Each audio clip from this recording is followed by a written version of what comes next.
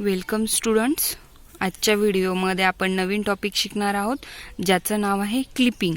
आता क्लिपिंग म्हणजे काय? जी काय आपली विंडो आहे, ऑपरेटिंग सिस्टीमची विंडो असेल किंवा एखाद्या ॲप्लिकेशनची विंडो असेल, त्या विंडोमध्ये एखादा आपण इमेज ड्रॉ केली किंवा एखादा पिक्चर कॅप्चर केला तर त्या विंडोच्या बाहेर जाणारा पार्ट कट करून टाकणे, त्या प्रोसेसला आपण म्हणतोय क्लिपिंग. म्हणून बघा क्लिपिंगची डेफिनेशन काय आहे. Clipping. The primary use of clipping in computer graphics is to remove objects, lines or line segment that are outside the viewing plane. म्हणजे जो काही दिसणारा आपली विंडो आहे त्या विंडोच्या बाहेर जाणारा पार्ट्स हा रिमूव्ह करणे, त्याला आपण म्हणतो क्लिपिंग.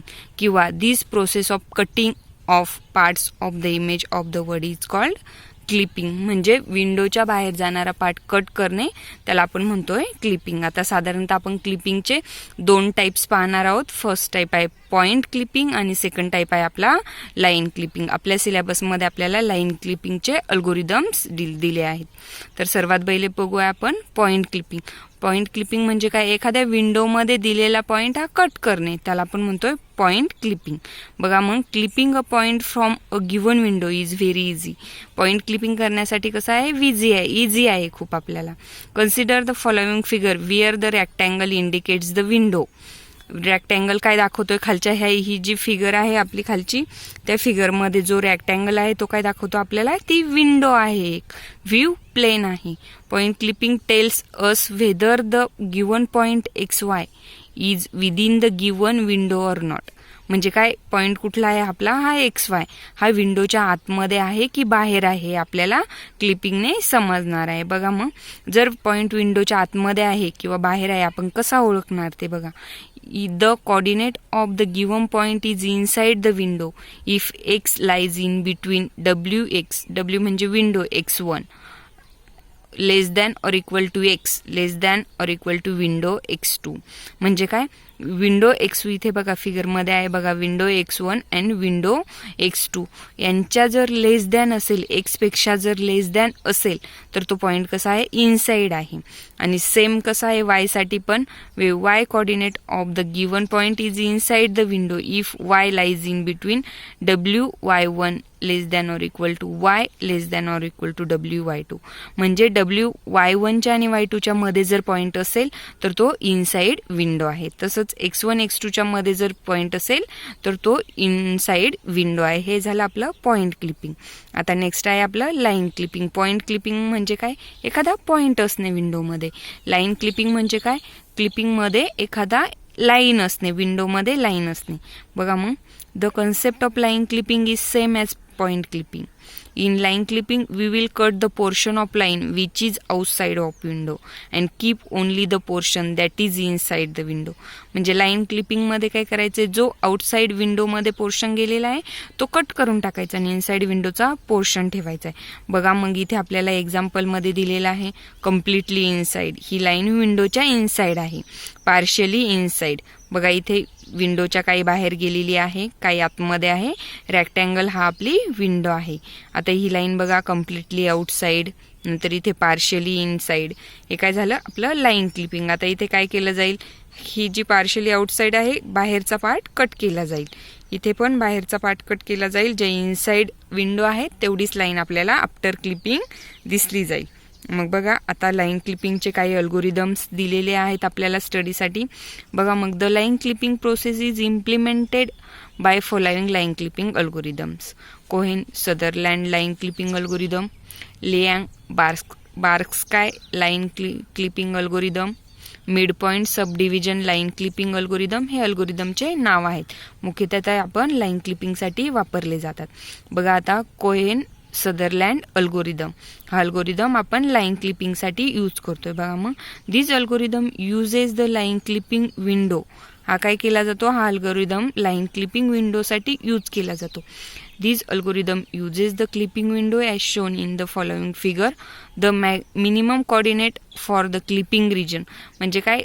जेवढा आपल्याला रिजन क्लिपिंग करायचा आहे, कट करायचा आहे किंवा इनसाइड विंडो ठेवायचा आहे, त्यासाठी पॉईंट्स दिलेले आहेत. XW म्हणजे एक्स ॲक्सिसच्या विंडोमधला मिनिमम पॉईंट, Y ॲक्सिसच्या विंडोमधला मिनिमम पॉईंट. म्हणजे minimum coordinate and the maximum coordinate for the clipping region is X ॲक्सिसचा डब्ल्यू मॅक्स आणि वाय ॲक्सिसचा वाय डब्ल्यू मॅक्स. हे काय झाले आपले मॅक्झिमम पॉईंट झाले. इथे आपण कोऑर्डिनेट्स फाइंड आउट करतोय, minimum coordinates and maximum coordinates.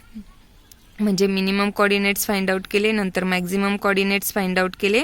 त्यानंतर आपल्याला काय करायचंय की जी काही क्लिपिंग आहे त्या क्लिपिंगमध्ये म्हणजे मिनिमम मॅक्झिमम पॉईंट्समध्ये जे काही व्हॅल्यूज आहेत त्यानुसार आपल्याला ती लाईन क्लिप करायची आहे.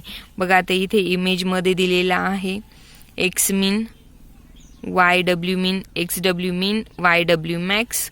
म्हणजे इथे वायची व्हॅल्यू काय आलेली आहे, मॅक्झिमम आलेली आहे वाय लाईनची, आणि एक्स लाईनची व्हॅल्यू तिथून काय गेलेली आहे, मिनिमम आहे. तसंच इकडे बघा इथे एक्स पॉईंटची व्हॅल्यू मॅक्स आहे, वाय पॉईंटची व्हॅल्यू काय आहे तिथे मिनिमम आहे. तसं इथे एक्सची व्हॅल्यू मिनिमम आहे आणि वायची पण मिनिमम आहे.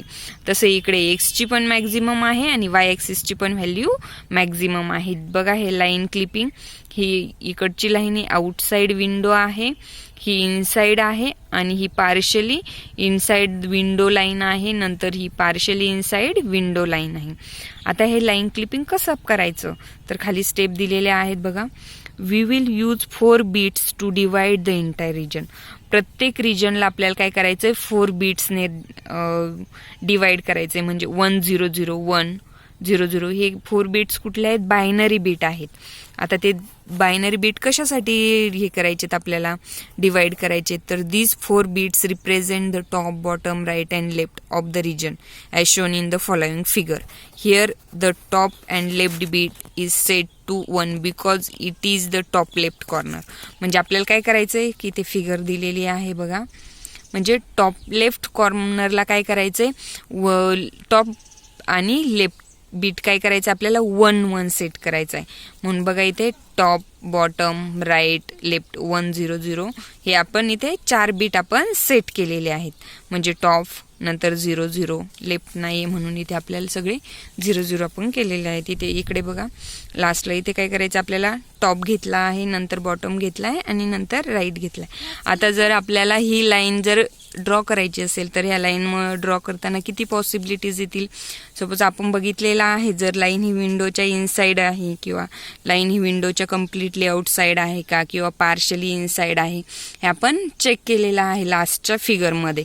बघा मग हे जे काही बीट्स आपण 4 डिवाइड करणार आहोत ते बीट्स किती पॉसिबिलिटीजमध्ये आपण लिहू शकतो बघा. मग there are 3 possibilities. Line can be completely inside the window, line can be completely outside of the window and line can be partially inside the window. या काय आहेत आपल्या या अल्गोरिदमच्या पॉसिबिलिटीज आहेत. आता ओरिजिनल अल्गोरिदम्स बघूया आपण कसा क्लिप करतो.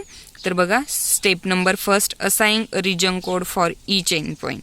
म्हणजे काय, जसं इथे बघा अल्गोरिदम ह्या फिगरमध्ये प्रत्येक या पॉईंटला या पॉईंटला या पॉईंटला किंवा आतमध्ये पॉईंटला प्रत्येक पॉईंटला काय करायचं आपल्याला 4 बीट असाइन करायचे, रिजन कोड असाइन करायचा आहे. नंतर स्टेप नंबर सेकंड बघा, if both end points have a region code 0 0 then accept this line.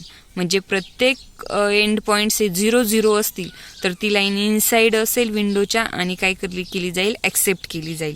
नंतर स्टेप नंबर 3 आहे बघा, else perform the logical and operation for both region codes. जर नसेल तर काय करायचं आपल्याला logical perform and operation perform करायचं. नंतर 3.1, if the result is not 0 0 then reject the line else you need clipping. Choose an end point of the line that is outside the window. Find the intersection point at the window boundary.